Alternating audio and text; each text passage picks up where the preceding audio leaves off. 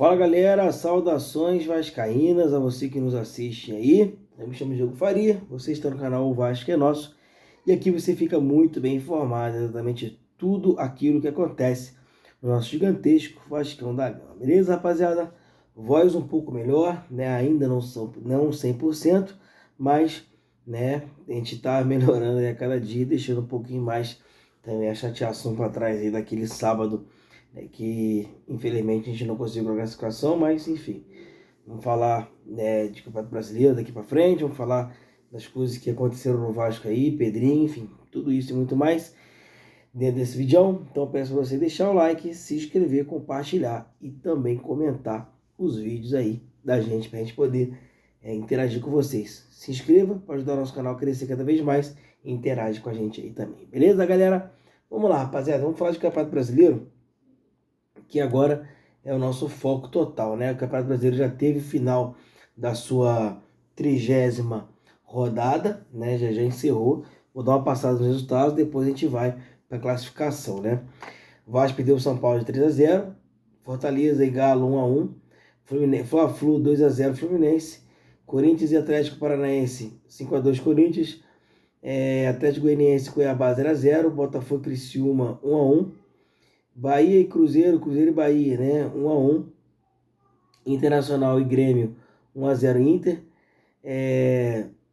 Vitória 1-0 no Red Bull Bragantino. E o Juventude perdeu para o Palmeiras de 5-3 em casa, né? Com isso, né? Com os resultados, o Botafogo aí com 61 pontos, acompanhado do Palmeiras com 60 pontos, caiu para 1 ponto de diferença só, ainda tem um jogo entre eles, né? Clima de final para esse jogo, né? Fortaleza 56 pontos em terceiro lugar, Flamengo em quarto com 51, São Paulo com 50 na quinta colocação, Internacional com 49, Bahia com 46, Cruzeiro com 44, Atlético Mineiro com 41, Vasco com 37, né? Criciúma com 36, Criciúma encostou no Vasco, né? Com esse empate.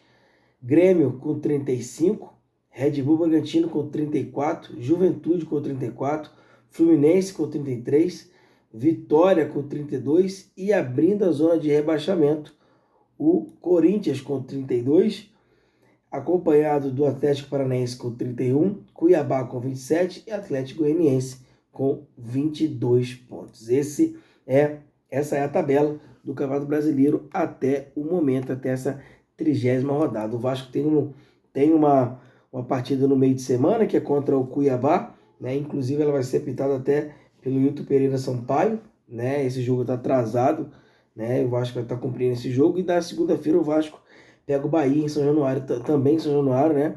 Com o Rafael Claus apitando essa partida também, né? Então, os dois jogos importantíssimos para o Vasco dentro de casa, para a gente virar de vez a chave, esquecer a Copa do Brasil, já passou, não deu para chegar. Então, vamos focar agora no Campeonato Brasileiro para que a gente consiga alcançar nessas duas vitórias. A gente mira definitivamente lá em cima, né? E vai brigar lá em cima porque tem que brigar, que é o que a gente precisa nessa temporada, para que a gente termine essa temporada de uma maneira um pouco mais digna, um pouco mais tranquila, né? Vamos dizer assim. Galera, Ryan foi punido pelo STJD, né? Pela expulsão contra o Atlético Paranaense, mas esse jogo já foi cumprido, então ele já está à disposição do técnico Rafael Paiva para a próxima partida já contra o Cuiabá, né? Já lá em São Januário, né? Na quinta-feira, esse jogo atrasado, né? Falando agora um pouquinho do campeonato da Copa do Brasil ainda um pouco. O Vasco faturou cerca de 1.200.000 de renda nesse jogo, né? Obviamente que não foi o lucro do Vasco não foi esse totalmente, né? Mas o Vasco ainda faturou bem ainda nesse jogo contra o Atlético Mineiro, né? Ainda vou falar um pouquinho mais do Vasco e Atlético Mineiro, mas mais no final do vídeo, que tem a ver com os ingressos. Então fica aí para você prestar atenção no que está acontecendo, né?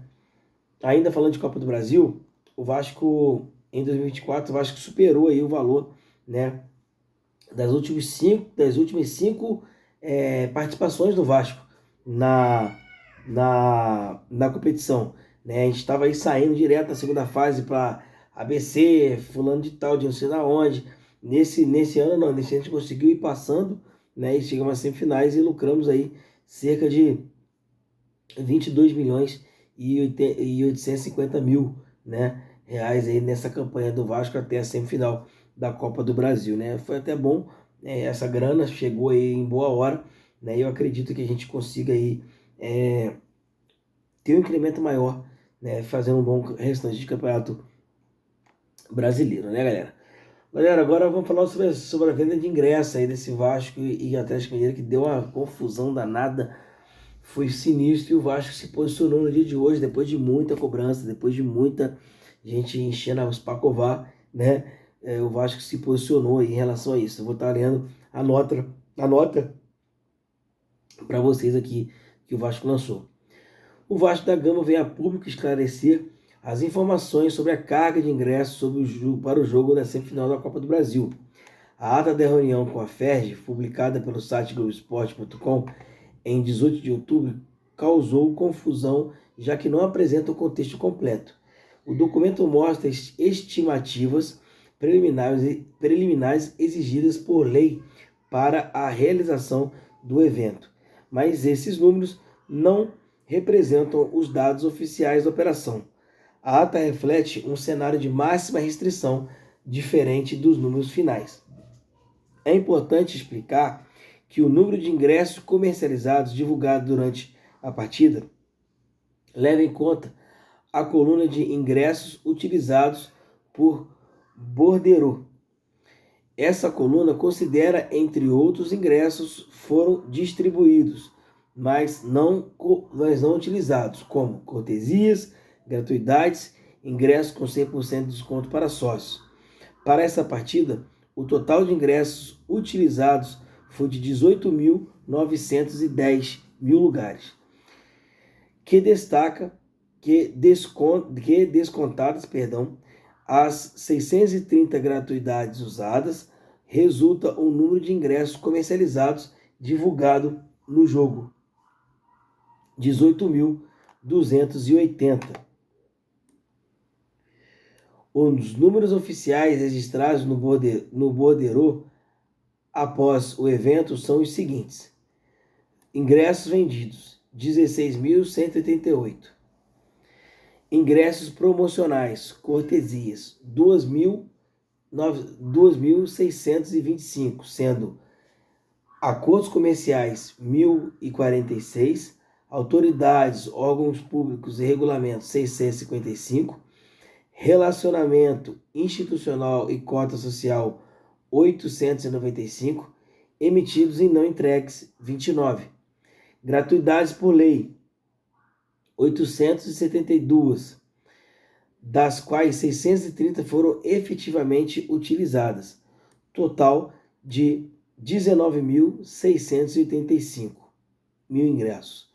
Devido à importância da partida, muitos parceiros comerciais solicitaram suas cotas máximas de cortesias, conforme previsto em contrato. O mesmo ocorreu com órgãos públicos e federações, algo comum em eventos dessa magnitude. O Vasco da Gama continua colaborando plenamente com as investigações sobre os desvios de ingresso, conduzidas pela 17ª Delegacia de Polícia, e reafirma seu compromisso às transparências em todas as suas operações. Todas as operações estão devidamente registradas no bordeiro oficial. Atenciosamente, Vasco da Gama, isso está no site do nosso gigantesco, né? Vascão da Gama tá lá para a gente poder acompanhar. Galera, esclarecido, né? Acho que não tem o porquê de duvidar do Vasco e do Pedrinho, né? Eu acho que faltava esse posicionamento. Confesso que não é o posicionamento que eu queria.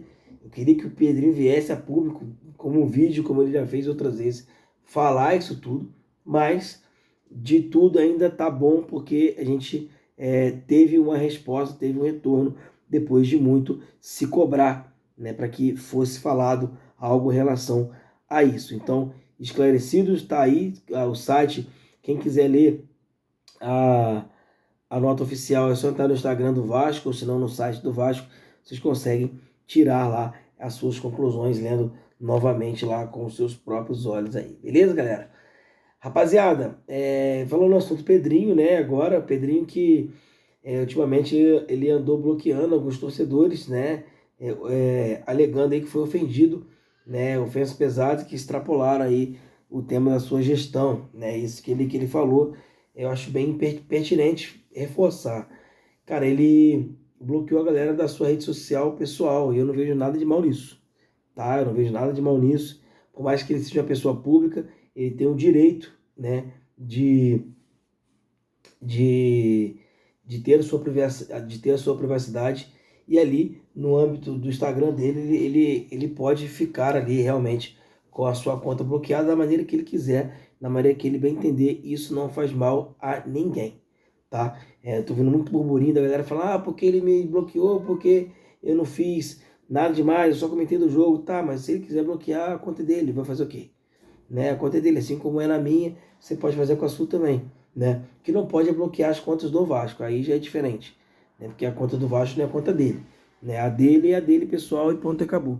Agora, a do Vasco é a do Vasco. Agora, o Pedrinho vem fazendo uma boa gestão até aqui, isso é inegável, principalmente na relação à tirada da 777, mas ele precisa ser cobrado, por conta de tudo que a gente está vendo, não pela semifinal do campeonato da Copa do Brasil, né, que o Vasco acabou sendo eliminado, mas pela sua janela de transferência que foi ruim.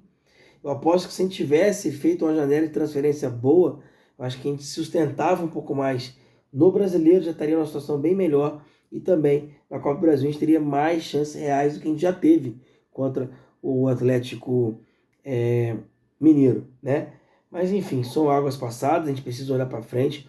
Pedrinho é um cara responsável, tá colocando transparência no Vasco aos poucos, né? Confesso que fiquei irritadíssimo com essa parada dos ingressos, né? Eu mesmo consegui ir nos últimos minutos ali que eu consegui ir pro jogo, né?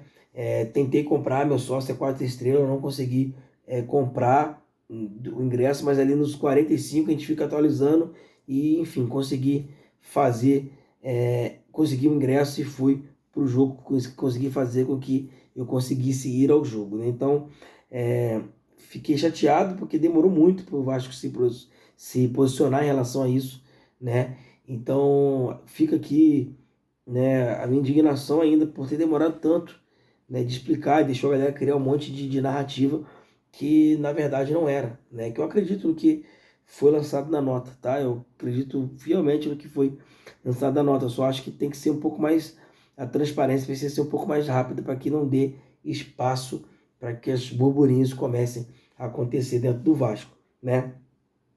Mas enfim, agora é pensar para frente, pensar aí no Campeonato Brasileiro, tem uma partida importante contra o Cuiabá agora, jogo atrasado que a gente precisa vencer.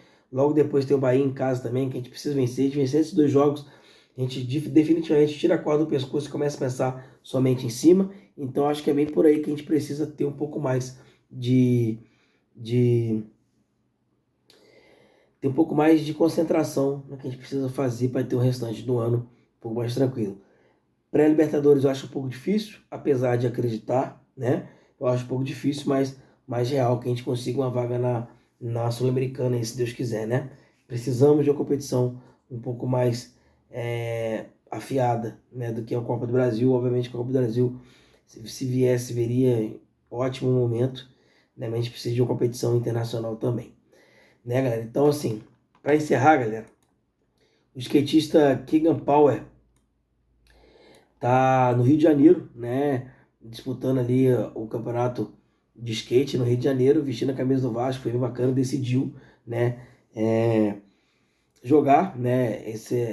Fazer essa competição aí, né, disputar essa competição com a camisa do Vasco. Diz que aqui no Rio ele torce pro Vasco, né? Recebeu a camisa de alguns amigos, né, que são vascaínos e resolveu disputar essa competição ali com a camisa do Vasco, né? Mais um momento que o Vasco ultrapassa as fronteiras do nosso país e vai para fora, né, do nosso mundão aí, né? Enfim, Vou ficando por aqui, né? Esse vídeo aqui, primeiro e único, né, de hoje, né, nessa segunda-feira. Peço você deixar o like, se inscrever, compartilhar e mandar esse vídeo para geral. Comenta e se inscreve também. Beleza, galera? Vou ficando por aqui. Tamo junto. Valeu. Ótima semana de trabalho a todos. Valeu.